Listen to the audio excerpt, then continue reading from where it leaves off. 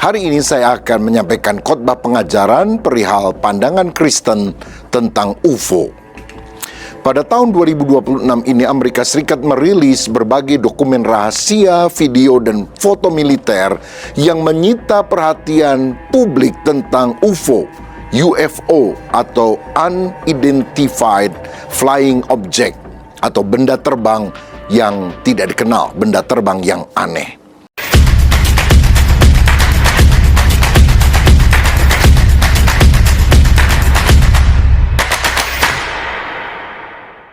Namun belakangan ini, institusi resmi seperti Pentagon dan NASA lebih sering menggunakan istilah UAP, artinya Unidentified Anomalous Phenomena, fenomena anomali yang tidak dikenal. Fenomena ini seringkali memicu kehebohan, teori konspirasi, hingga spekulasi yang liar. Fenomena tentang penampakan UFO di berbagai lokasi, antara lain yang pertama kita dengar beritanya dari New Mexico, Amerika Serikat, yang dikenal dengan nama insiden Roswell tahun 1947. Karena pada bulan Juli 1947 sebuah objek jatuh di sebuah peternakan di Roswell, New Mexico. Pihak militer lokal awalnya merilis siaran pers bahwa mereka menemukan piring terbang yang langsung memicu kehebohan global sebelum akhirnya meralatnya menjadi balon cuaca. Di kemudian hari pada tahun 1990-an, Angkatan Udara Amerika Serikat membuka dokumen rahasia dan menyatakan bahwa objek yang jatuh tersebut adalah bagian dari Mogul Project. Itu adalah proyek spionase militer rahasia tingkat tinggi yang menggunakan rangkaian balon altitudo tinggi berperekat sensitif untuk mendeteksi gelombang suara uji coba bom atom dari Uni Soviet. Badan UAP resmi Pentagon saat ini, yaitu AARO, menegaskan kembali dalam laporan historis mereka bahwa tidak ada teknologi atau makhluk luar angkasa yang disembunyikan di Roswell. Yang kedua ada laporan di negara-negara lain. Ribuan laporan dicatat di berbagai belahan dunia, termasuk insiden penyerangan pangkalan militer di Rendlesham Forest di Inggris tahun 1980-an, atau penampakan massal di atas kota Phoenix Lights 1997. Negara-negara seperti Inggris, di mana yang merilis adalah Kementerian Pertahanannya, Perancis lewat lembaga GEIPAN, dan Amerika Serikat lewat Pentagon dan NASA, telah merilis arsip UFO mereka ke publik. Kesimpulan resminya seragam. UAP itu atau UFO itu nyata ada. Dalam arti ada objek terbang yang belum bisa langsung diidentifikasi oleh sensor. Namun tidak ada satupun bukti valid yang mengaitkannya dengan aktivitas makhluk ruang angkasa atau alien. Yang ketiga ada fenomena UFO juga di Indonesia. Indonesia punya sejarah penampakan UFO yang cukup panjang, bahkan sempat melibatkan respon militer. Pendiri LAPAN misalnya, Bapak J. Salatun, salah satu pelopor kajian UFO di Indonesia, mencatat laporan penampakan objek asing di langit kota Bandung pada tahun 1959 selama beberapa hari berturut-turut. Kemudian tahun 1964 di tengah situasi konfrontasi politik, artileri pertahanan udara Arhanud di Surabaya sempat melepaskan tembakan ke arah objek bercahaya misterius yang bermanuver di wilayah udara terlarang karena dikira pesawat intip asing. Lalu pada tahun 2011 ada pola geometris rapi, crop cycle, muncul di sawah daerah Berbah, Sleman yang sempat dikira tempat pendaratan UFO. Tetapi ternyata diumumkan itu hanyalah hasil rekayasa tangan kreatif manusia dan bukan UFO. Tahun 2022 sampai 2025 ada video viral penampakan objek piringan hitam yang terbang atau cahaya misterius menari di langit Malang dan kota Depok. Namun kemudian ternyata peristiwa di Malang itu merupakan video hasil rekayasa atau menggunakan aplikasi digital.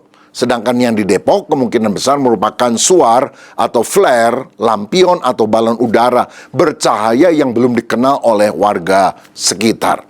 Makanya BRIN, yaitu Badan Riset dan Inovasi Nasional, mengimbau masyarakat untuk tidak berspekulasi tanpa dasar ilmiah. BRIN secara konsisten menyatakan bahwa secara ilmiah astronomi, UFO, dalam makna wahana makhluk luar bumi, tidak ada di dunia nyata. Nah, agar kita tidak terjebak hoax atau kebingungan, kita perlu mempelajari beberapa hal terkait UFO secara objektif. Bagian A saya bahas pandangan ilmiah tentang UFO atau sekarang disebut sebagai UAP, UAP. Saya ringkas di dalam 3M. Yang pertama, makna dari unidentified atau belum teridentifikasi. Ketika Pentagon atau lembaga intelijen Amerika melabeli sesuatu sebagai UAP, UAP atau UFO, arti kata unidentified adalah kami belum punya cukup data atau bukti untuk memastikan objek apa ini. Itu bukan berarti pemerintah Amerika Serikat mengonfirmasi adanya pesawat alien. Nah, banyak kasus yang masuk kategori unsolved atau belum terpecahkan, murni karena kualitas video yang buram, sensor yang error, atau sudut pandang saksi yang terbatas pada saat peristiwa terjadi. Bagi militer Amerika Serikat, kehebohan UAP ini didekati dari sudut pandang keamanan wilayah udara dan keselamatan penerbangan, bukan sains fiksi. Amerika Serikat sangat khawatir jika objek misterius tersebut sebenarnya adalah teknologi pengintai.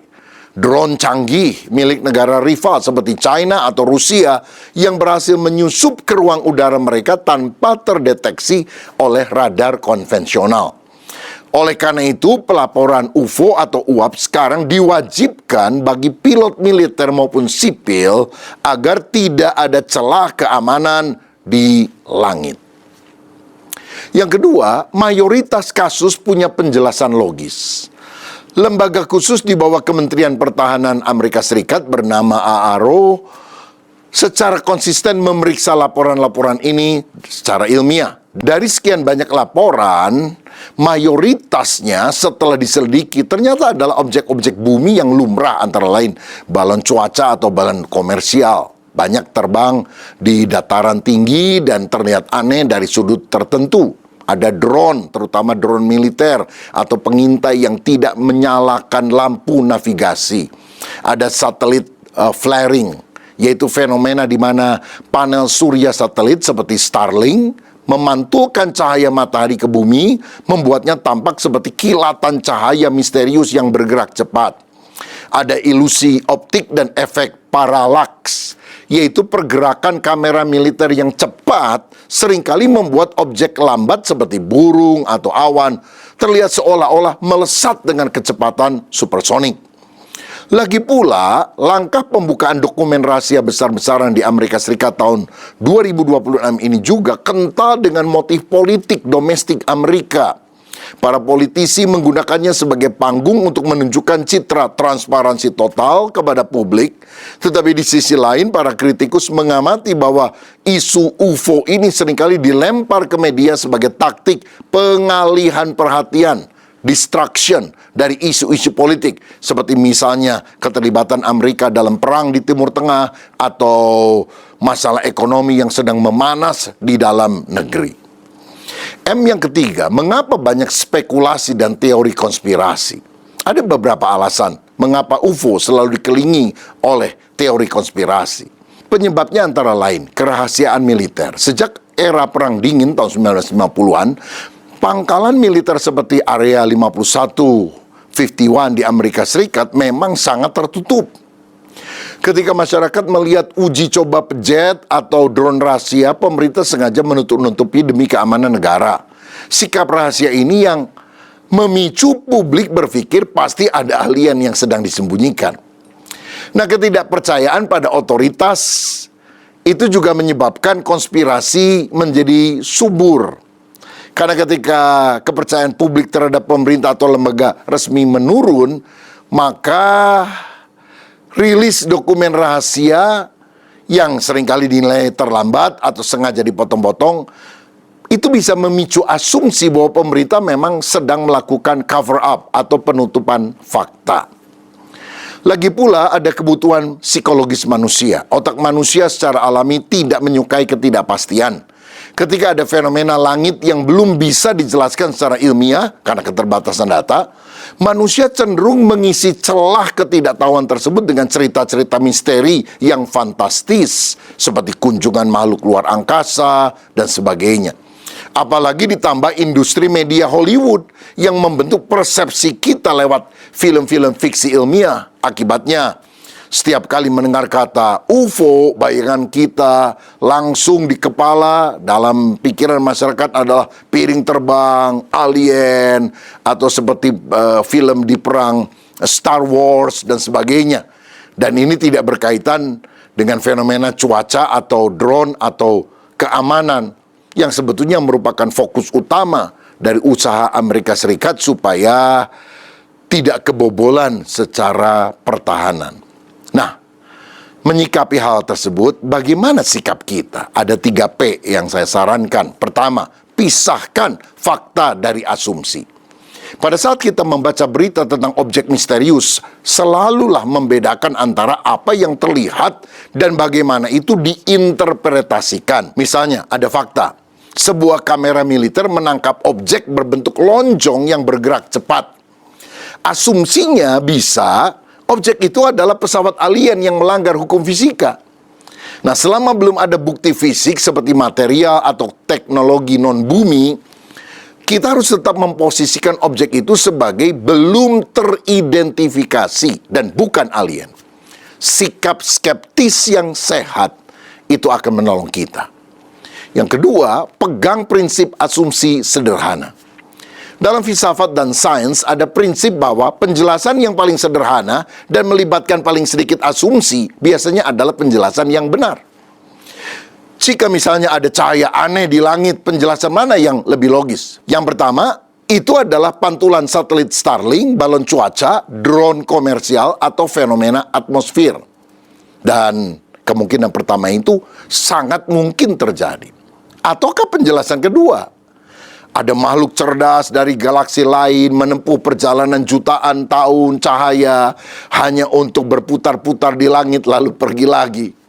Rasanya butuh terlalu banyak asumsi ilmiah yang belum terbukti. Makanya kita tidak perlu masuk di dalam teori konspirasi seperti pandangan yang kedua tadi, tetapi lebih baik kita pegang prinsip yang lebih sederhana, karena itu lebih masuk akal. Dan P ketiga, perlengkapi diri dengan literasi digital.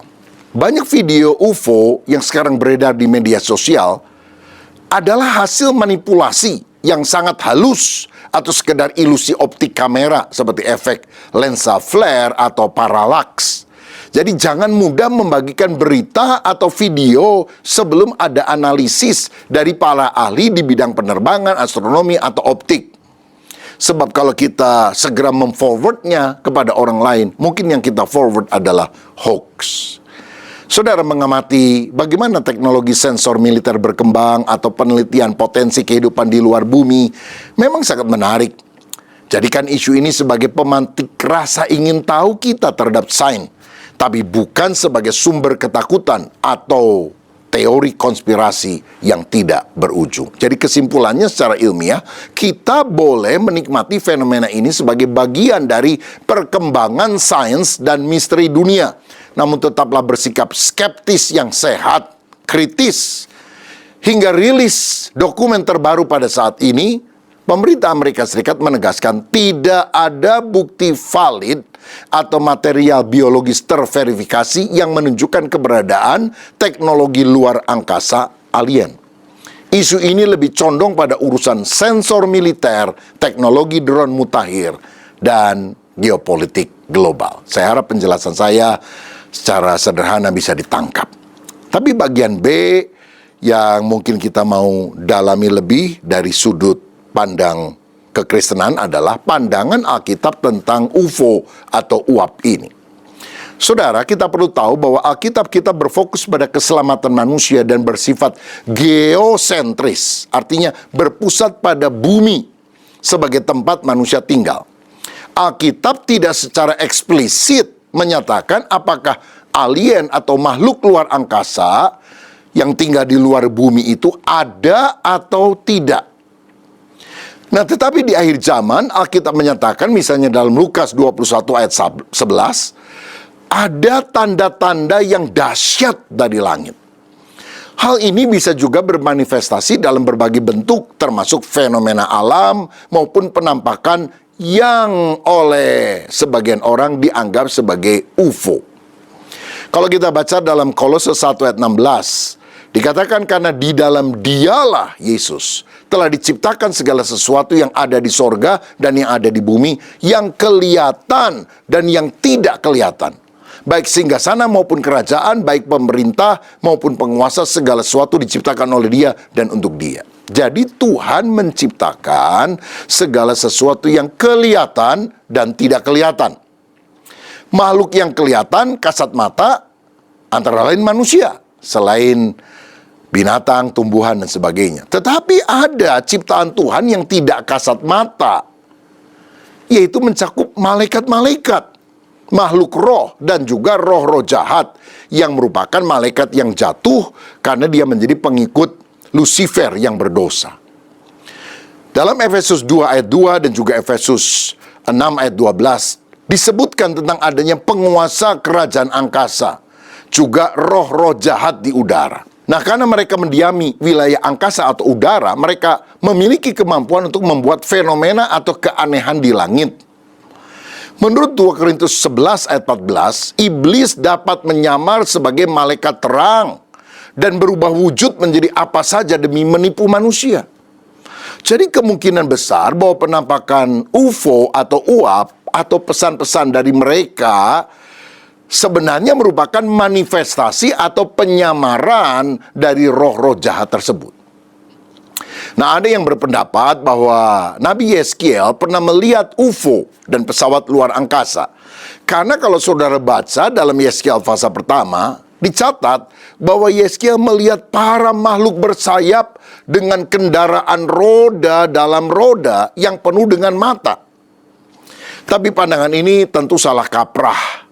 Karena yang dilihat Yeskiel adalah tahta dan kemuliaan Allah yang sulit diungkapkan di dalam bahasa manusia. Kita tahu kitab Yeskiel itu ditulis dalam gaya bahasa nubuatan dan apokaliptik yang penuh dengan simbolisme. Ketika Yeskiel melihat langit terbuka, misalnya Yeskiel 1 ayat 1, ia tidak sedang melihat objek fisik yang mendarat di bumi. Ada piringan terbang yang turun, lalu ada alien yang muncul. Tidak. Dia sedang menjelaskan dimensi rohani, di mana dia mengalami perjumpaan dengan kemuliaan Allah. Dia berulang kali menggunakan kata seperti serupa dengan, kelihatannya seperti, atau menyerupai, karena dia sedang mencoba menjelaskan realitas surgawi yang tidak terkatakan dengan menggunakan keterbatasan bahasa manusia. Nah, di dalam penjelasan Yeskiel itu, roda di dalam roda yang bisa bergerak ke 4 arah tanpa berputar, itu adalah bahasa simbolisme yang melambangkan bahwa Allah itu maha ada, omnipresence. Allah tidak hanya terbatas oleh ruang geografis, ia bisa bergerak kemana saja secara instan. Dan ini sangat menghibur kaum buangan Israel di Babel yang mengira Tuhan hanya ada di bait Allah di Yerusalem. Sehingga ketika bait Allahnya dirusak, diruntuhkan, maka mereka berpikir Allah sudah kalah dan tidak bisa menolong. Sedangkan rim roda yang penuh dengan mata itu melambangkan Allah yang omniscient, Allah yang maha tahu. Tuhan melihat dan mengawasi segala sesuatu yang terjadi di seluruh bumi, bahkan di tengah pembuangan bangsa Israel. Yeskiel sendiri tidak menyimpulkan bahwa dia melihat makhluk asing dari planet lain. Karena pada ayat penutup dari penglihatan tersebut, ia menulis dengan sangat jelas, seperti busur pelangi yang terlihat pada musim hujan di awan-awan, demikianlah kelihatan sinar yang mengelilinginya. Begitulah kelihatan gambar kemuliaan Tuhan.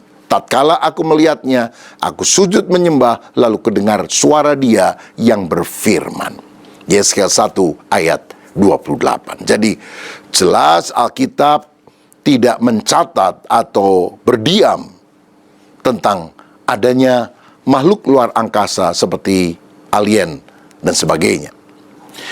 Nah, saya akan coba merangkumkan perbandingan 5 pandangan fenomena UFO ini supaya saudara dengan gampang bisa menyerapnya. Pertama, pandangan alamiah atau fisik, sains dan militer. Pandangan ini murni berbasis materialistik dan ilmiah.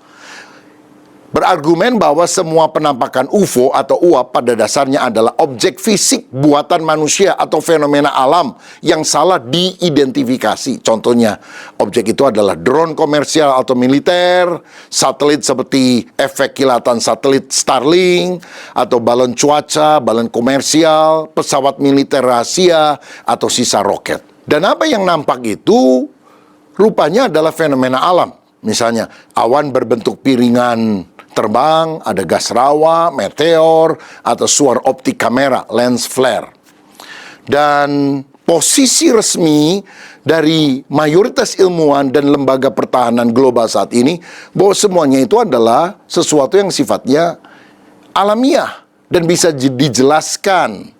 Jadi tidak terkait dengan makhluk luar angkasa dan sebagainya. Ini pandangan alamiah. Yang kedua, pandangan malaikat yang jatuh terkait dengan tipu daya roh jahat atau demonic deception. Sudut pandang ini melihat fenomena UFO bukan sebagai makhluk fisik dari planet lain, melainkan sebagai manifestasi spiritual dari alam roh, metafisis.